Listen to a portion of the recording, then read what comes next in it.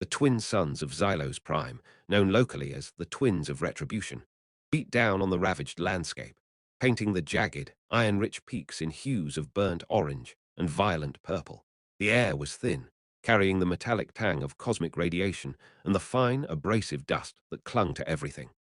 Daniel Kane, Special Forces Commando for the Terran Intelligence Directorate, or TID, gritted his teeth as the hostile environment clawed at the seals of his advanced stealth combat suit.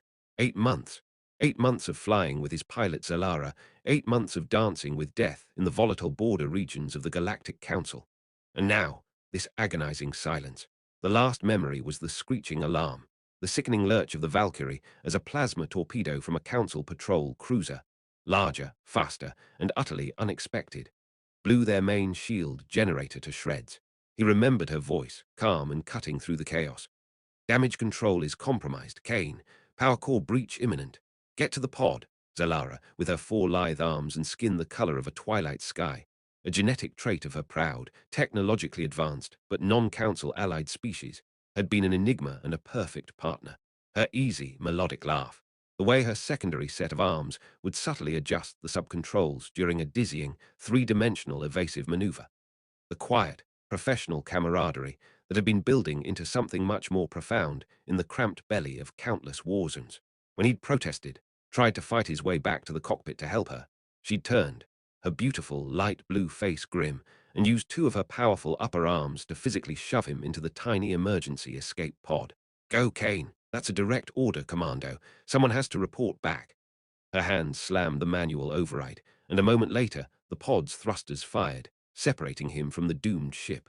He'd watched, helpless and enraged, as the Valkyrie, trailing thick black smoke and venting plasma fire, plunged towards the Zalosian surface, Zalara still fighting for control.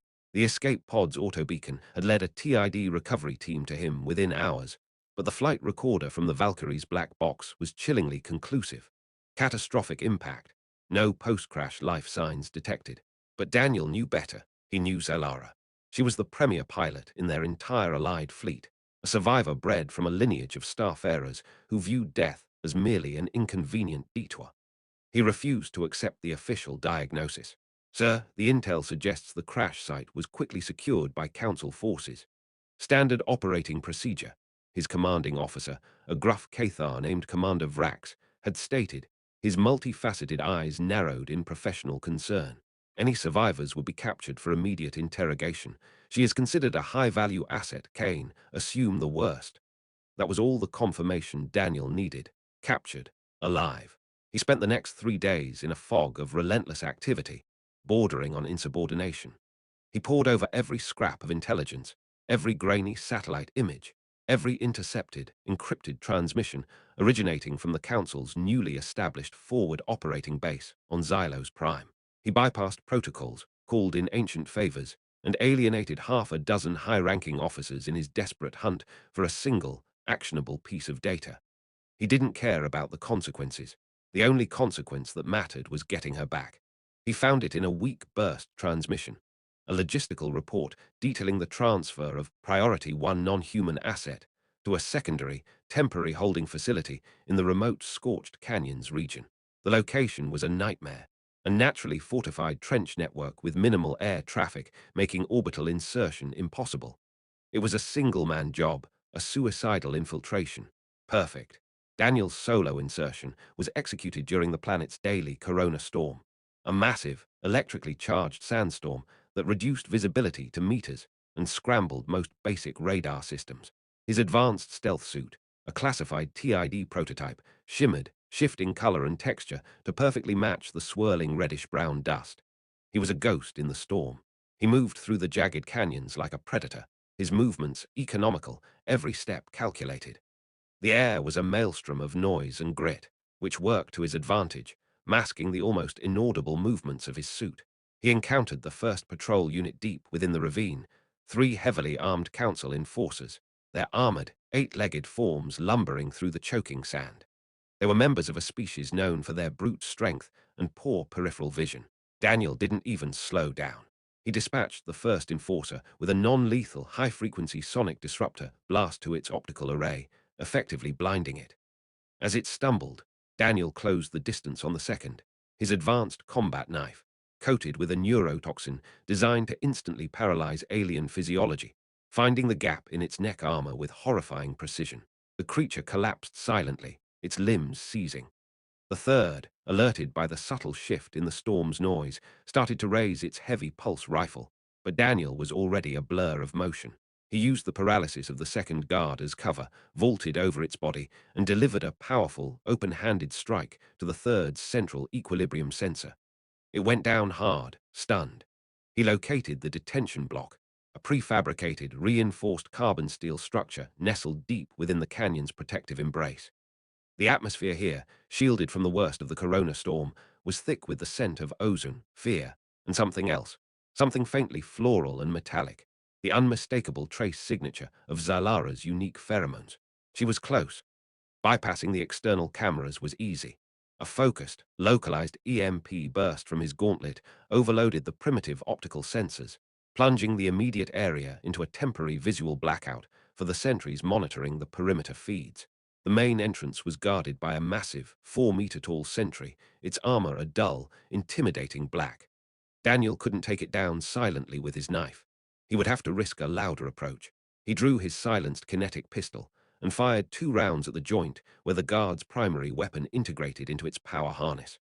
The rounds, designed to shear through dense material, severed the connection, sending the guard's weapons sparking uselessly to the ground. As the behemoth roared in confusion, Daniel emptied the rest of the clip into the creature's exposed lower joint, crippling it instantly.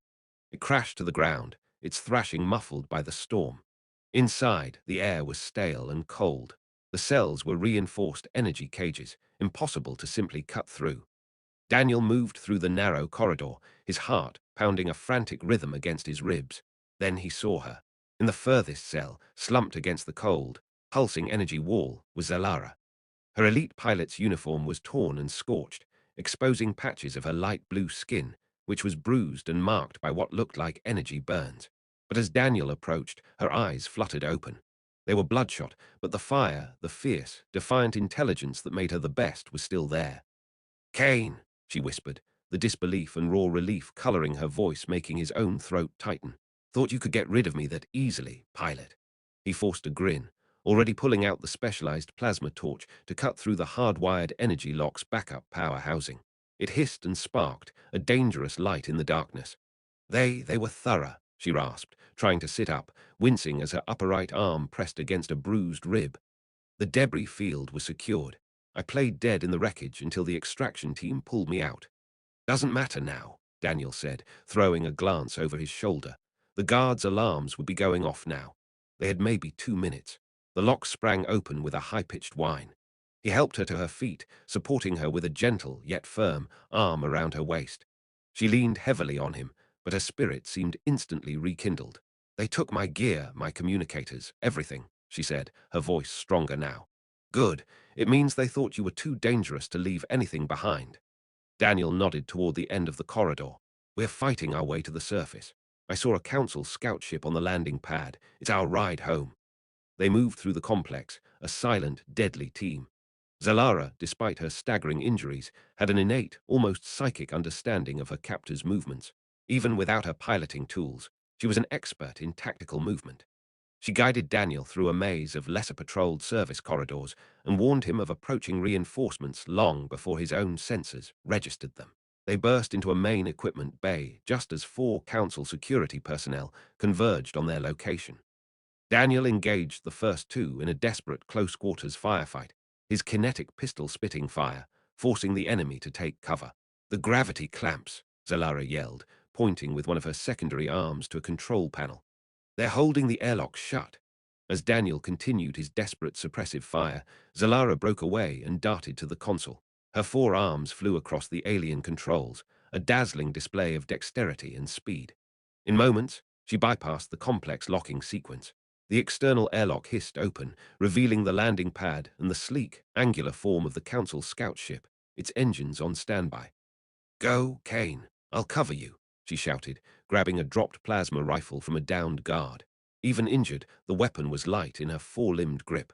The audacity of her move was breathtaking. Daniel didn't hesitate. He dashed out onto the landing pad, taking fire from the command center tower. He reached the scout ship, blasted the cockpit hatch open, and threw himself into the pilot's seat, cycling the engines to full power. Seconds later, Zalara dove in beside him, throwing the plasma rifle aside as she strapped herself in. "Well, this is familiar," she gasped, her hands flying to the alien control stick and the auxiliary panels.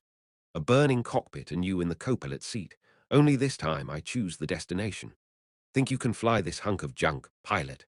Daniel asked, throwing a quick glance over his shoulder as the ground troops swarmed the pad. Zalara flashed him a tired but triumphant smile. "Try and stop me, Commando." The escape from Xylos Prime was an incredible, death-defying performance. The small Council scout ship, not built for combat, was put through paces its engineers never intended. Zalara flew it like a starfighter, weaving and dodging the anti-air turrets with a terrifying precision that spoke of pure, raw talent. She used the jagged peaks of the scorched canyons as cover, executing impossible low-altitude maneuvers. Daniel, glued to the co-pilot seat, manned the ship's meager defensive cannons, blasting interceptors that got too close. "Hang on! Going through the iron field," she yelled, her face set in a mask of intense concentration.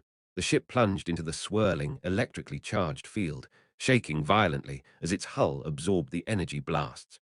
Daniel clung to the controls, watching as Zalara fought the controls, her forearms constantly correcting, pushing the ship to its absolute limit. Finally, with a blinding flash and a sickening lurch, they broke free, jumping to hyperspace just as a massive Council destroyer emerged from the nebula, its energy weapons charging. The relief in the cockpit was a physical wave. They made it. They were alive. Back on the TID command ship, the Aegis, the welcome was explosive. After a thorough medical checkup that pronounced Zalara bruised but stable, and a grueling joint debriefing that took almost 8 hours, Daniel found Zalara in the observation lounge. She was wearing a fresh, sleek TID flight suit, her bruises already fading under the effect of advanced allied medical science. She stood before the panoramic viewport, gazing out at the swirling, iridescent colors of the Cygnus Nebula. The quiet weariness from her captivity was still there, a shadow in her eyes, but it was receding, replaced by her innate, quiet strength. Daniel walked up behind her, taking in the serene yet powerful image she presented. "So about that, going down with the ship thing," Zalara turned, her light blue eyes twinkling with humor. "I had every intention of making it dramatic, Kane. You ruined my big hero moment by showing up and stealing their cruiser." He chuckled, then took a long, steadying breath. This felt more terrifying than fighting his way into a council stronghold. "Look, Zalara, we've been through hell together. More than most couples see in a lifetime, let alone a working partnership," he began, his voice low and serious.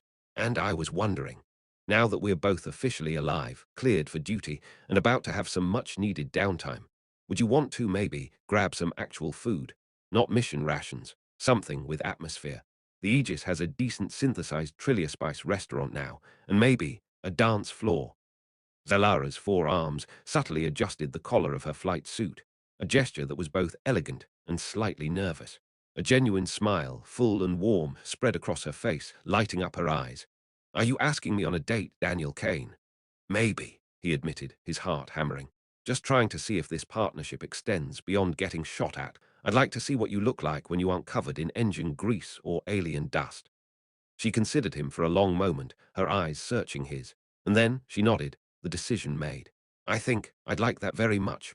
Daniel's smile was brilliant, relief and triumph mixing into a heady blend. As they stood there, two survivors framed against the swirling cosmic light of the nebula, a new chapter seemed to begin. The professional lines were gone, replaced by an electric, undeniable tension. For when two souls brave the tempest together, the calm that follows is often the most beautiful beginning to the story that is yet to be written.